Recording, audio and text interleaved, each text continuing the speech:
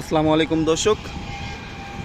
তো দর্শক, খুবই দুঃখের সহিত বলতে হচ্ছে, দেখতে পাচ্ছেন তারা বুড়িগঙ্গার বেশ কিছু জায়গা দখল করে নিচ্ছে নদীর, এবং ওই যে লাল নিশান যে তৈরি করেছে দেখতে পাচ্ছেন একবারে সামনে বরাবর।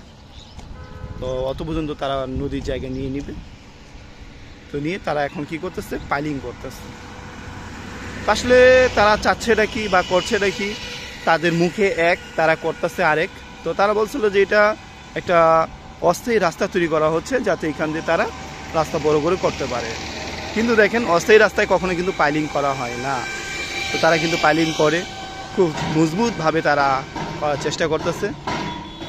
তো সাবেক যে মেয়র ছিল তার কথা মতে, তার যে ভাষ্য ছিল সেটা হচ্ছে যে এখানে যে সরকারি যে স্থাপনাগুলো রয়েছে, মসজিদ, মাদ্রাসা, পর স্কুল, থানা, হসপিটাল, এই সবগুলো তারা ভেঙে ফেলে তারা ওইখান দিয়ে এই রাস্তার বিপরীত পাশ থেকে তারা রাস্তা তৈরি করবে। আর নদীর যে জায়গাটা সেটা তারা আরও বড় করার চেষ্টা করবে। এবং এই যে ক্যামেরাতে দেখা যাচ্ছে যে কোড়ারঘাট হসপিটাল, এই হসপিটালটাও ভেঙে ফেলে তারা নদীটাকে আরও বড় বানাবে। এটা ছিল তাদের প্ল্যান। সে প্ল্যান অনুযায়ী কিন্তু আপনারা জানেন যে অ্যানিমেশনও আছে। বাট বর্তমানে কি হচ্ছে, অ্যানিমেশনের মায়ের বাপ, আমি যখন তাদেরকে জিজ্ঞেস করলাম যে ভাই নদীর জায়গা দখল করে আপনারা রাস্তা বানাচ্ছেন, তো সে বলে এটা কিসের নদী, এটা তো একটা ড্রেন, ময়লা। তো যে মানুষ কাজ করে এবং নদীকে তারা এইসব কথা বলে, তো তারা আর এই নদীটাকে কীভাবে ভালোবাসবে বা কতটুকু ভালোবাসবে, কতটুকু ছাড় দিবে, সেটা কিন্তু তাদের ভাষায় বোঝা গেছে। তো দর্শক, খুবই দুঃখ লাগে, কষ্ট লাগে, এবং সেই কষ্টের মাঝখানেও আমি আপনাদেরকে সেটা দেখানোর চেষ্টা করছি।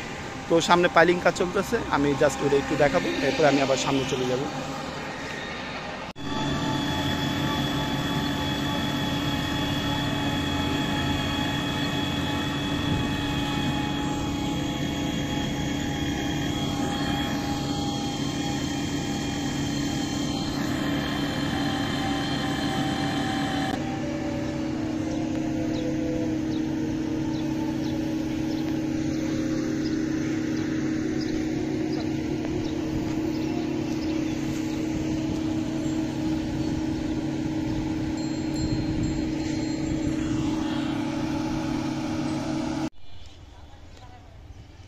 দর্শক, এই যে লাল ঝান্ডা যেটা দেখতে পাচ্ছেন ছোট একটা বাঁশের ওপর, আর ওইখানেও লাল ফিতা দেওয়া রয়েছে। এত পর্যন্ত নদীর জায়গা তারা দখল করে তারা রাস্তা বানাচ্ছে, এবং সামনে দেখতে পাচ্ছেন যতটুকু লাল ঝান্ডা দেওয়া রয়েছে অতটুকু কিন্তু তারা দখল করে নিচ্ছে নদীর জায়গা।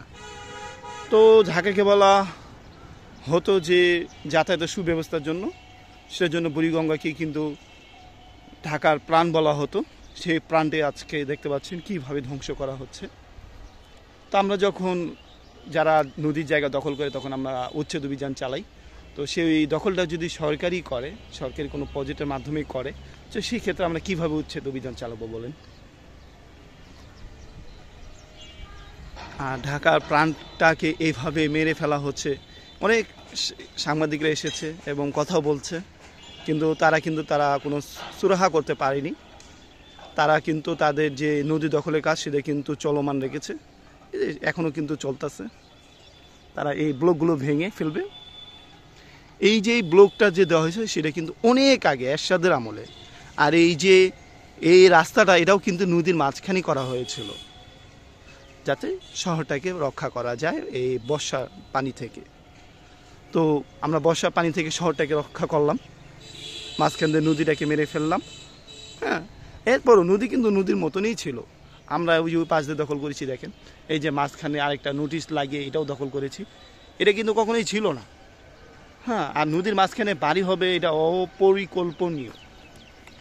আর আমরা এতটাই খারাপ যে নদীর মাঝখানে একজন জায়গা নিয়ে দাবি করলো, আমরা তাকে দলিল মলিল যা যে ধরনের হেল্প লাগুক, উকিলই হোক যেমনিই হোক, আমরা কিন্তু তাদের হেল্প করতেছি, টাকার বিনিময়ে হোক।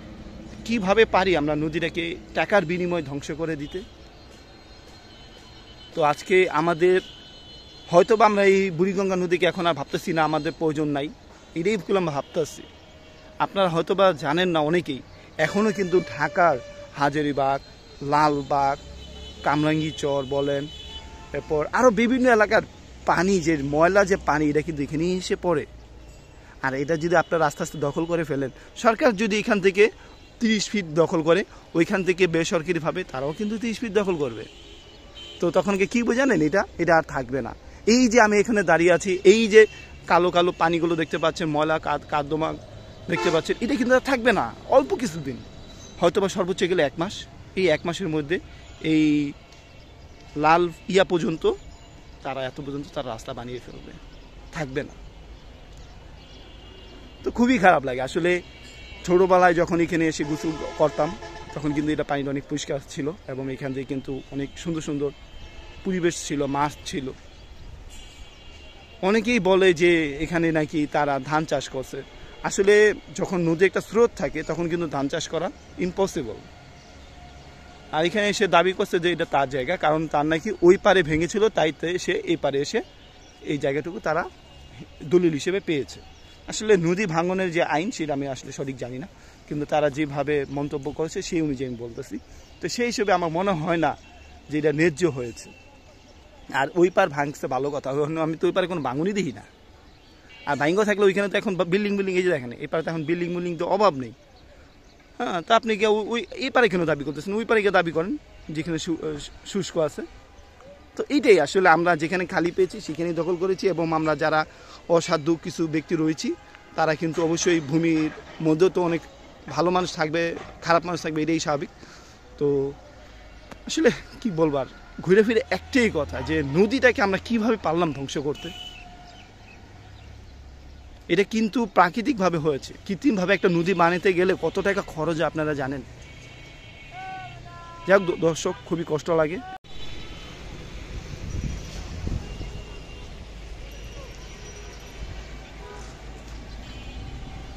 দর্শক, সিটি কর্পোরেশন যখন এখানে ময়লা ফেলে, এরপরে কিন্তু এখানে একটা রাস্তা সৃষ্টি হয়।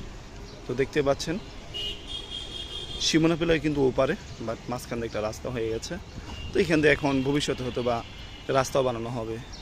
আর নদী ছোট হতে হতে দেখেন কত ছোট হয়ে যাচ্ছে। এর মধ্যে দুঃখের বিষয় হলো, যখন তারা রাস্তা বানাচ্ছে আরও নদীর ভিতরে চলে আসতে আসতে রাস্তা, তো এক হিসেবে দেখা যাবে যে এটা ড্রেন বা নালা হিসেবে রূপান্তরিত হবে। আর এই হচ্ছে দুরানি ব্রিজটা কিন্তু অনেক দূর থেকে শুরু হয়েছিল, বাট সিটি কর্পোরেশন কী মনে করে নদীর ভিতরে এসে সীমানা পিলার গাড়ছে সেটা আল্লাহই জানে।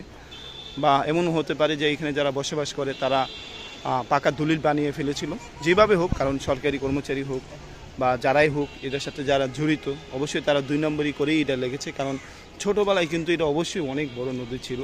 নদী কখনো এতটুকু হয় না, নদী কখনোই এতটুকু হয় না। তো এই হচ্ছে আসলে বর্তমান পরিস্থিতি আদি বুড়িগঙ্গায়। চলুন আমরা একটু সামনে যাব। দর্শক, এই যে নদী রক্ষা বাঁধ, এই বাঁধটা কিন্তু আমরা দিয়েছিলাম বর্ষা পানি থেকে ঢাকাবাসীকে বাঁচানোর জন্য। আর যখন এই নদীটাই না থাকবে, বা এখন হিসাবে কিন্তু নাই, ড্রেন হিসেবে আছে, তো যখন আবার বর্ষা পানি আবার চলে আসবে, বর্ষা কিন্তু একবারই আসে না, বারবারই ফিরে আসে। তো যখন একটু ভালোভাবে ফিরে আসবে তখন কিন্তু এই ঢাকাবাসী তলিয়ে যাবে। তখনই বুঝবে যে এই নদীর প্রয়োজনীয়তা কতটুকু ছিল। এই যে ঢাকা নদীর পাড়ে গড়ে উঠেছিল, সেটা কিসের জন্য গড়ে উঠেছিল, কেন এই বুড়িগঙ্গা নদীকে ঢাকার প্রাণ বলা হয়, তখনই এই ঢাকাবাসী বুঝবে। এখন যারা প্রতিবাদ করছে না, যারা নদীকে ভালোবাসতেছে না, তখন তারাই দাবি করবে কেন নদীকে রক্ষা করা হলো না, কেন নদীকে খনন করা হলো না, কেন নদীকে ঠিক মতন দেখাশোনা করা হলো না। তখনই কিন্তু আমরা দাবি করব। কারণ যখনই আমাদের নিজের পায়ে পানি এসে জমবে, ময়লা পানি, ড্রেনের পানি, তখনই আমরা এটা মূল্যটা কতটুকু সেটা বুঝতে পারব। তো দর্শক, আপনারা এই মন্তব্য করবেন যে আসলে এটা ন্যায্য হচ্ছে কিনা, ঠিক হচ্ছে কিনা। তো আপনাদের মাঝখান থেকে বিদায় নিচ্ছি। আবারও একদিন হাজির হব, তখন দেখবো এখান দিয়েও রাস্তা হয়ে গেছে। হ্যাঁ, এই যে এই জায়গাটাকে কিন্তু সিটি কর্পোরেশন উদ্ধার করেছিল, তো তারাই উদ্ধার করে এখন তারাই ভরাট করতেছে। এটাই হচ্ছে হাস্যকর বিষয়। তো দর্শক, সবাই ভালো থাকবেন, সুস্থ থাকবেন। আল্লাহ হাফেজ।